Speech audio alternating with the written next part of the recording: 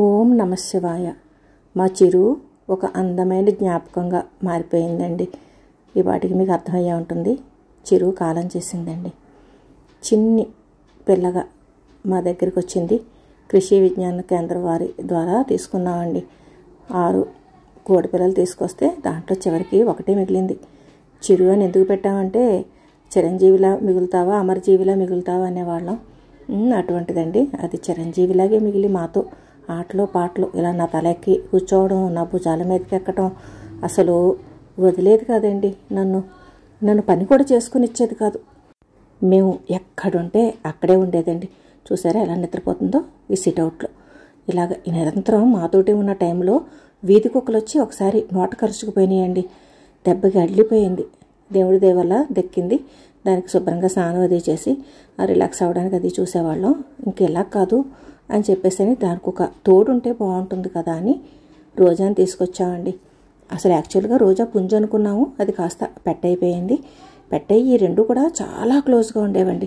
మొదట్లో అయితే పోట్లాడుకునేవి, తర్వాత క్లోజ్గా ఉంటూ అన్నీ చూపించేదండి. మేడ ఎక్కడం, అలాగే తను ఇదివరకు పడుకున్న ప్లేసు, ఇవన్నీ కూడా ఒక మనిషిలాగే బిహేవ్ చేసేదండి చిరు. మీరు చెప్తే ఆశ్చర్యపోతారు.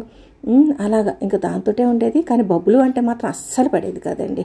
బబ్లుని క్షణం కూడా దగ్గరికి రానిచ్చేది కాదు. ఈ రోజా చిరు రెండు మాత్రం జంటగానే తిరిగేవండి.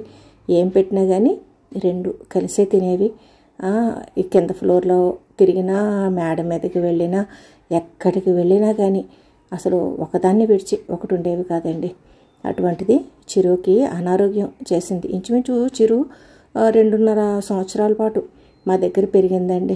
కోళ్ళకి ఆయుష్ ఎంత ఉంటుందో మాకు పెద్దగా ఐడియా లేదు, కానీ కనీసం ఒక 6-7 సంవత్సరాలు ఉంటాయి అని అనుకున్నామండి. అటువంటిది చిరుకి ముందుగా కాళ్ళకి ప్రాబ్లం వచ్చిందండి. నడవలేకపోయేదన్నమాట. నడవలేకపోతే ఇదేంటి అని మాకు అర్థం కాలేదు. తర్వాత వెంటనే మేము వెటనరీ హాస్పిటల్కి తీసుకెళ్ళామండి. వెటనరీ హాస్పిటల్కి తీసుకెళ్తే మనుషులకి కీళ్ళ జబ్బులు ఎలాగో దీనికి అంతేనండి అన్నారు. మేమైతే ఎలాగైనా సరే బ్రతికించండి అని చెప్పేసి మా రాజమండ్రిలో ఉన్న పశువుల ఆసుపత్రికి తీసుకెళ్లేవాళ్ళం అండి. డాక్టర్స్ వారిని కూడా రిక్వెస్ట్ చేయడంతో వారు కూడా వారి ప్రయత్నం కింద చాలా రకాలుగా మెడిసిన్స్ ఇవ్వడం, ఇంజెక్షన్స్ చేయడం ఇవన్నీ చేశారు. పాపం తిండి కూడా తగ్గిపోయిందండి. మేము ఆ మందులు అవి కూడా జాగ్రత్తగా సిరంజితోటి వాటితోటి నోట్లోది వేసేవాళ్ళం. ఓ 3 రోజుల తర్వాత మామూలుగా వదిలిపెడుతున్నామండి. బయట వదిలేస్తున్నాము. ఈ నీళ్ళ దగ్గరకు వచ్చి ఈ నీళ్లు తాగుతూనే ఉందండి చాలాసేపు. ఇక డాక్టర్స్ ఇంజెక్షన్స్తో పాటు ఈ మందులు కూడా సిరంజితోటి వేసేవాళ్ళం అండి. మధ్యలో 1-2 రోజులు యాక్టివ్గా తిరిగితే ఇంకా సెట్ అయిపోయింది అని అనుకున్నాము. కాకపోతే మళ్ళీ తేడా చేసింది. ఇక ఇది చనిపోవడానికి ఒక 3 రోజుల ముందండి ఇలా నిరంతరంగా నీళ్లు తాగుతూనే ఉంది. పాపం యాంటీబయాటిక్ ఇంజెక్షన్స్ ఇవన్నీ చాలా చేసేసారండి డాక్టర్స్. వాటి వల్ల ఏమైనా ఒంట్లో వేడి పుట్టిందో ఏంటో.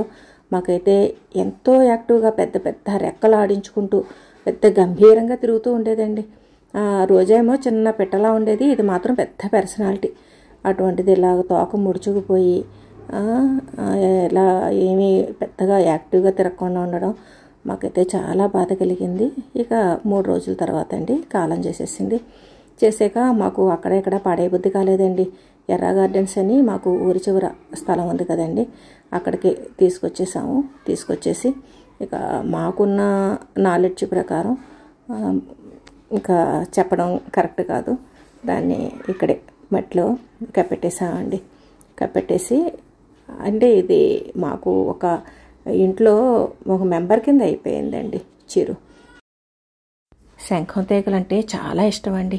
అసలు ఆ శంఖం తీగలు ఉన్నాయంటే చాలు మొత్తం ఆకులన్నీ పీకి మొత్తం మోళ్ళు కింద చేసేసేదండి మొక్కల్ని. అందుకని ఆ శంఖం మొక్క కూడా నాటామన్నమాట. ఇక మన రోజా ఉంది కదండి, ఇది ఒక్కతే అయిపోయింది. ఎన్నాళ్ళు ఆ చిరుతో కలిసి హాయిగా ఆడుతూ పాడుతూ తిరిగేదండి. రోజా సింగిల్ అయిపోవడం, అది అలాగ కేజీలో తిరగడం ఇవన్నీ కూడా మాకు కొంచెం బాధగా అనిపిస్తుంది. మరి ఏం చేయగలమండి. చాలా ప్రయత్నం చేసాం చిరుని కాపాడటం కోసం. మా ప్రయత్నాలు ఏమీ ఫలించలేదు. చిరు శివైక్యం పొందిందండి. ఇక రోజా మెల్లిగా ఒంటరితనానికి అలవాటు పడిపోతుంది. దీన్ని కూడా ఎక్కువ బయటే వదిలేస్తున్నామండి. చిన్న పిల్లగా మా ఇంట్లోకి వచ్చండి. ఒక పెద్ద పర్సనాలిటీ కింద ఒక రాజాలాగా మా గార్డెన్లో తిరుగుతూ ఉండేదండి. ఓం నమః శివాయ.